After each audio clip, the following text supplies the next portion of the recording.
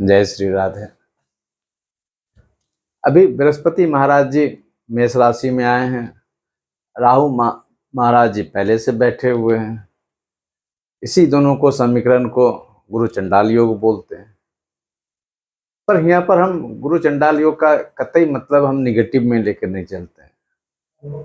गुरु चंडाल का मतलब ये भी तो हो सकता है कि अगर हम बहुत गलत कहीं कर रहे हैं, क्राइम कर रहे हैं या बहुत आतताई बन गए हैं, राहु महाशय जी आए हैं, तो हम गुरु के बल पर, गुरु के ज्ञान पर हम अच्छे काम की तरफ प्रेरित हो रहे हैं। ये कतई मतलब नहीं है कि हम गुरु चंडाल हो गया तो हम हमारे गुरु भी चंडाल हो गए, या उसका बहुत बड़का प्रॉब्लम देगा, विपरीत प्रॉब्लम देगा। अब अन्ना हजारे जी गुरु बने थे, हैं भी, उनके चेले सब उनके विपरीत जाने लगे। तो गुरु तो अपने जगह पर है ना, गुरु से फायदा उठा लिया, मुख्यमंत्री बन गए। तो अगर गुरु चंडाल, इसी ढंग का कॉम्बिनेशन को गुरु चंडाल बोला जाता है। हम अपने गुरु को दूर कर रहे हैं। अगर ये सोच के चलेंगे कि उनके साथ में रहना है या उनके पद पर फॉलो करना है, गुरु चंडाल रहने के बाद आप कहीं कुछ गलत भी कर रहे हैं तो एक सीमा में आप उसको सुधारने का काम कर सकते हैं। सब चीज प्रकृति तो देता ही है सुधारने के लिए। अगर आप सुधर गए, नहीं जो सुधरते हैं तो कानून सुधारता है, समाज सुधारता है। पॉलिटिक्स में है तो आप हार जाइएगा, समाज में है गलत कीजिएगा तो जेल थाना, सब कुछ आपके पास में है। तो गुरु चंडाल को सब में निगेटिव नहीं समझना चाहिए। मीन राशि वाले को सेकंड में राहु और बृहस्पति आएंगे। अगर हम डॉक्टर हैं तो मेरे पास में जो जो बहुत तरह के लोग में फंसे हुए हैं, कानूनी पचड़ा में फंसे हुए हैं, वो इलाज करवा रहे हैं। डॉक्टर हैं तो मुझको इलाज करना ही है।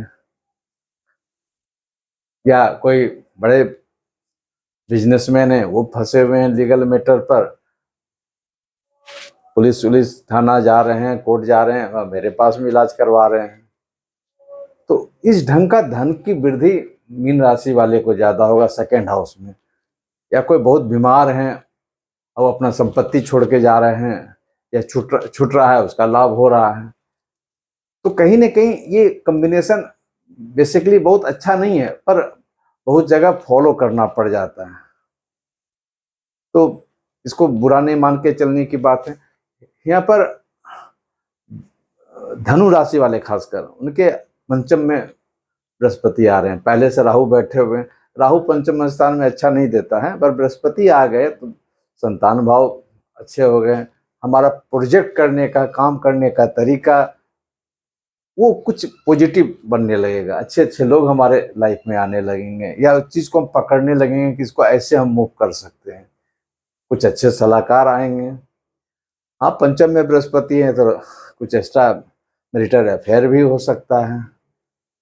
पर यहाँ पर कैरियर संबंधित, संतान संबंधित कहीं न कहीं अच्छे बातें आएंगे। किन्हीं का एडमिशन की बात है, किन्हीं का प्रमोशन की बात है।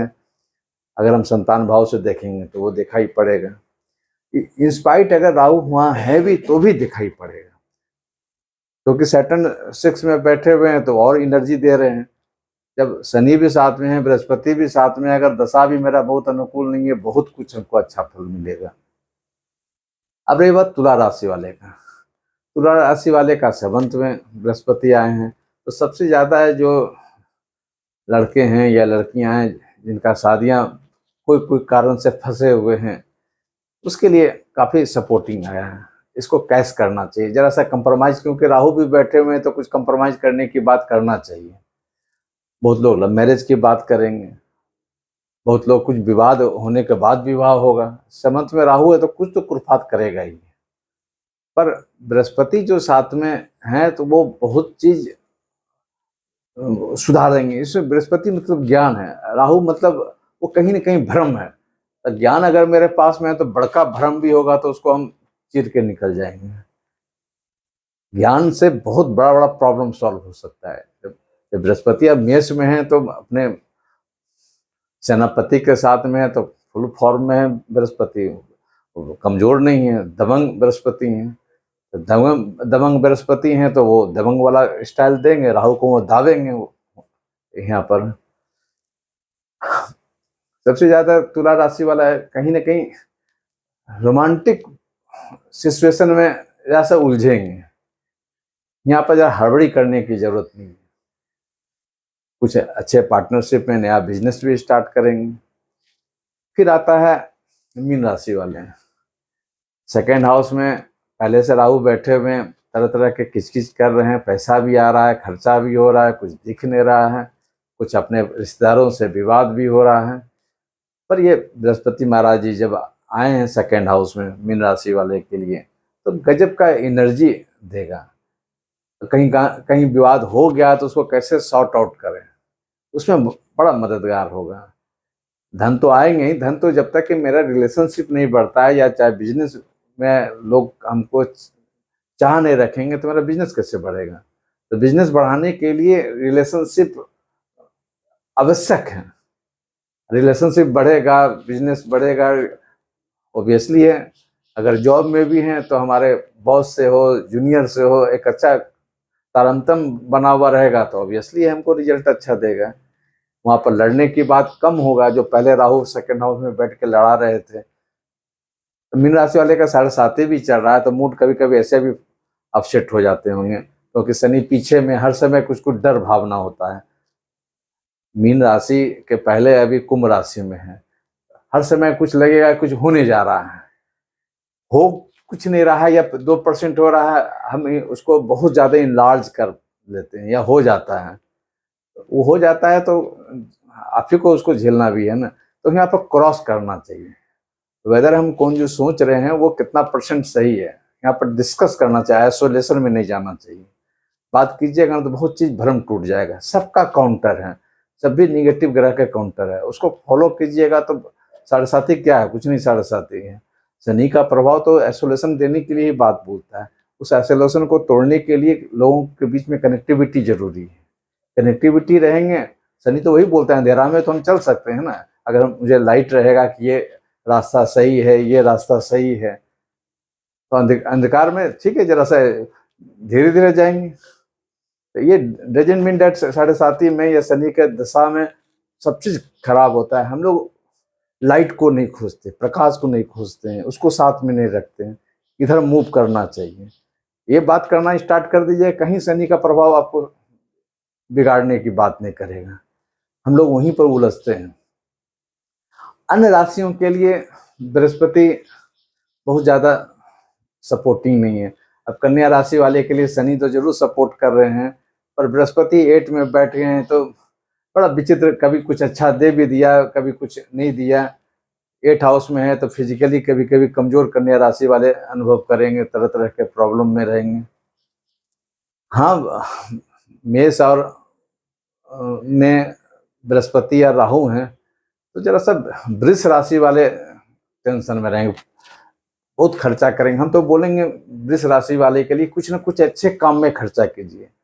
किसी का बच्चे का एजुकेशन की बात है उसमें खर्चा कीजिए, किसी का बच्चे का या परिवार में शादी है उसमें कुछ खर्चा कीजिए, दोस्तों परिवार में भी कहीं है, कुछ ना कुछ पॉजिटिव खर्चा कीजिए। अगर पॉजिटिव नहीं कीजिएगा तो फिर डॉक्टर अस्पताल का चक्कर आपको भी लगाएगा। 12th हाउस में दोनों बैठे हुए हैं, बृहस्पति भी बैठे हुए हैं, राहु भी बैठे हुए हैं। तो ये जरा सा वृष राशि वाले के लिए बड़ा गजब गजब का लगेगा कि इतना बुद्धि है मेरे पास में, सबको हम चला लेते हैं, समझा लेते हैं, घुमा देते हैं, अब हम ही क्यों उसमें फंस रहे हैं। ये कभी कभी लॉजिक आपको समझ में नहीं आएगा।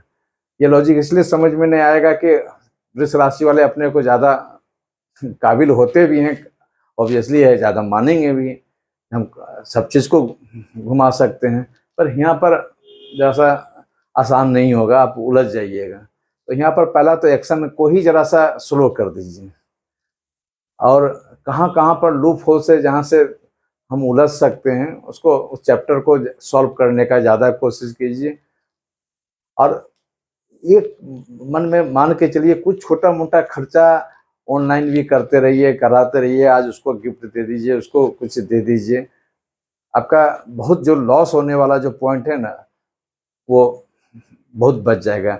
या कुछ मकान बना रहे हैं, कुछ गाड़ी खरीद रहे हैं, तो उसमें ठीक है, उसमें इन्वेस्ट हो रहा है तो कहीं ना कहीं आप सेफ मोड में हैं, तो फिर अनसेफ मोड में आप चले जाइएगा।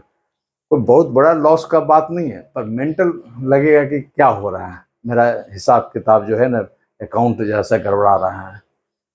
और रही बात मेष राशि वाले के लिए, मिला जुला भी है, क्योंकि लगन में बैठा हुआ है, तो ऐसा नहीं बोलेंगे टोटली खराब है।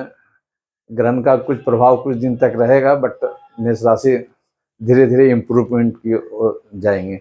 पर बहुत ओवर कॉन्फिडेंस में नहीं रहना चाहिए, ओवर कॉन्फिडेंस आपको लूज करेगा, क्योंकि मेष राशि का मतलब मंगल होता है, लगता है हम सब कुछ दौड़ भाग करके सब कुछ प्राप्त कर लेंगे। अन्य राशियाँ जैसे मकर राशि हैं, वो भी मिक्स रखेगा, घर में ही उलझा उलझा कर रखेगा, बड़ा बड़ा बड़ा कल्पना कराएगा और मालूम होगा कि सब खुश हो गया, कुछ बात नहीं बना। क्योंकि चौथा में बृहस्पति महाराज जी बांधने का कोशिश करते हैं,